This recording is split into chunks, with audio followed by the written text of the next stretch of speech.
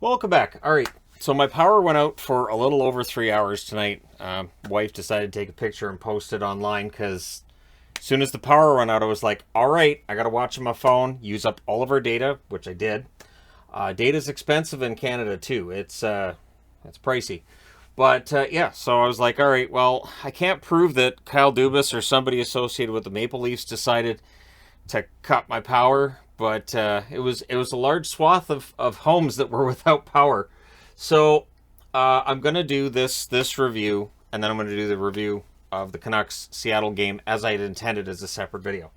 So we're gonna talk about Toronto and the Montreal Canadiens, and Marty St. Louis takes over this team, and it didn't show on the scoreboard right away, but the team was playing differently.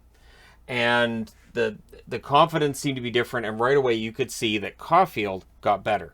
So it's Mrazek versus Montembeault. Coming into this, Mrazek with an 899 save percentage, that would drop.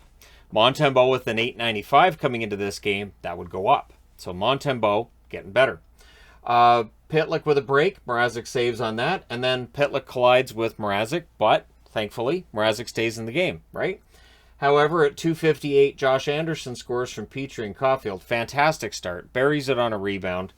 And yeah, the Leafs try to answer, but they needed shots. The shots are 3-0 for the Habs at 4 minutes. So Montreal's come out very well. The crowd was really into it right away. Considering the record for Montreal and how toxic Montreal fans would have been all those years ago if Montreal had a record like this, honestly, I was impressed with the energy in the building tonight from Montreal fans. Brody has a chance that's blocked. Lehkonen with a rush chance that deflects out. Kampf is denied and close. Hoffman's then denied at the net. Matthews misses one wide. Marner has a chance that's saved. The Leafs go to the power play. Tavares fires one wide. The Habs do kill it off, but it was a good one. It was a good power play for Toronto. The shots are 5-3 for Toronto at the half. It's just they're behind 1-0 at this stage. 5:48 left. The Habs get a power play. The Habs' speed causes this, and the Habs tonight. And again, I don't have any proof, but they seem to be faster with Marty St. Louis. It's one of two things: either they're faster or they're getting better coaching, and we can all have that debate about whether there's some better coaching going on. Maybe the players understand their assignments a little better. Maybe it's the line combinations that are better. But yeah, things seem to be going better for this team in general. So it was 0 for 11 in their last 4 games. It doesn't get better here. Caulfield's denied on a net drive. It's killed off. The Leafs then press after. Romanov's stuck on the ice for a little over 2 minutes. Montembeault saves another one. Bunting was upset after a hit from Byron. There was some chirping at the bench from Bunting towards the Montreal Canadiens. And then in the final minute of the period, Caulfield. He scores from Anderson, 19 minutes and 10 seconds. 2-0 for Caulfield. That is 5 goals in his last 6 games. So he had 1 goal before that, 5 goals in his last 6 games. Caulfield's playing very, very well. Gallagher then has a rush chance that won't go. But after the first period, Toronto's out shooting Montreal. Montreal's taking advantage of their opportunities. Second period, 38 seconds in, and this is kind of an ugly one. Hoffman scores from Gallagher, and Mrazek, they call it losing your net, where the goaltender is overplaying, and so Mrazek gives way too much on this side as he's coming out this way. And yeah, so Hoffman puts that one in. I believe that was his 9th of the season. Marner's then denied on a break. Pizzetta can't bury one as the Habs press. And the speed. Again, the speed's favoring the Habs against a Toronto team that, really all season has played quite well. Just this game wasn't really going their way at this point, especially on the scoreboard where it's 3-0. Bunting can't bury his short side chance. Anderson with a break. Mrazek saves there.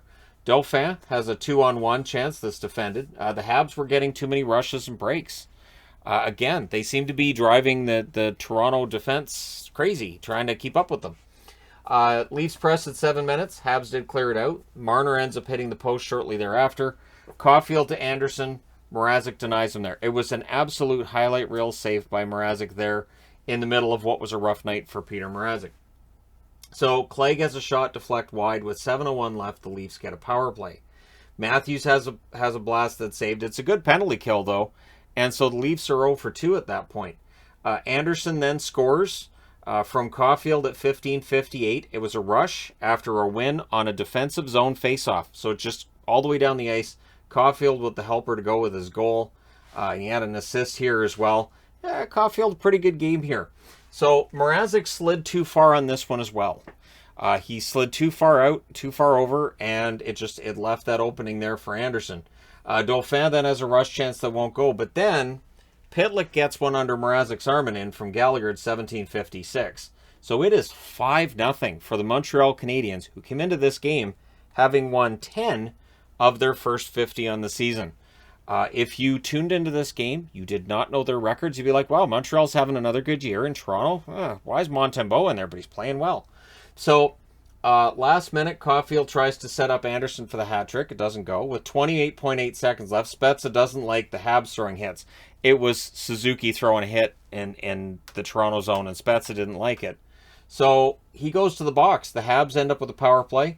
And then this is where things get kind of ugly for Toronto as well. So not only are they losing 5-0 on the scoreboard, but then Muzzin is down. He collided with Wideman, and with his concussion history, it doesn't look good. His head hit the ice.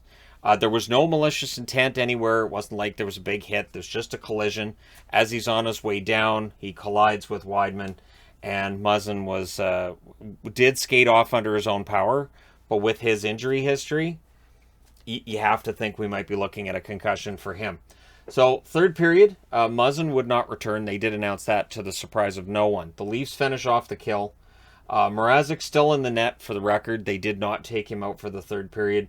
Dauphin has a rush chance that's saved. And then Mikheyev gets one off of his leg and in the net. They all count. From Riley and Kasha at 4:43. And then, less than a minute later, Toronto scores again. It's Engvall from Spezza and Hall. And right up here, look out, not over yet. Because you could feel that the nerves in the crowd, you could see that all of a sudden Montreal's play was a little different and Toronto had a lot of momentum. And I know it's a 5-goal lead entering the third, but with the nightmare season the Montreal's had, would it be the biggest surprise in the world if they blew a 5-goal lead at home in the third period? So the Leafs press at 7 minutes. Matthews has a shot that's blocked. The momentum had definitely shifted. Dauphin with a rush chance, that wouldn't go. The Habs press at 9.5 minutes. But at that point, the shots are 9-1 in favor of Toronto.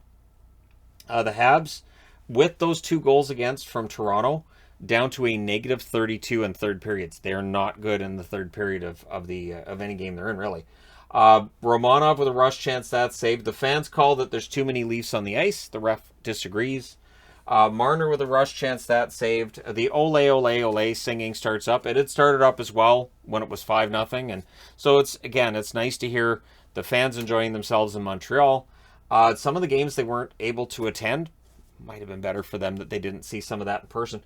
So Spezza has a shot blocked. The Leafs press with 2.5 minutes left. But good defense, I thought, by the Montreal Canadiens in the third after the quick goals.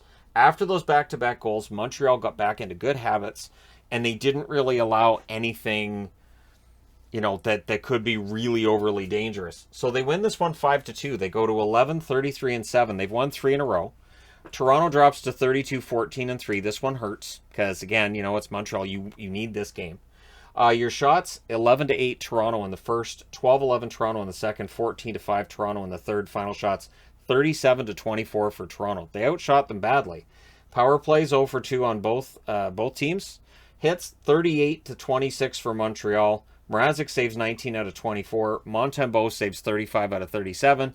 And so for Toronto, I think maybe as we get closer to the deadline, obviously they pick up Carter Hutton today. The question of, are they comfortable with Mrazek if they need to go to him at some point? If the answer is no, they will be looking for an upgrade, you would think, in goal. But, so big win for Montreal. Only say that because, of course, it's their hated rival in Toronto. And, they probably feel pretty good about this game. And the fact they've won 3 in a row. They seem to be enjoying themselves. And that's a big part of what can turn a team around, is just looking like they're having some fun on the bench. And right now, that is Montreal's situation. Let me know your thoughts in the comments section below regarding this game. Don't forget to hit like and subscribe if you're browsing your way through. You just happened upon this video. Thank you guys so much for watching, for all your support. I will talk to you again soon.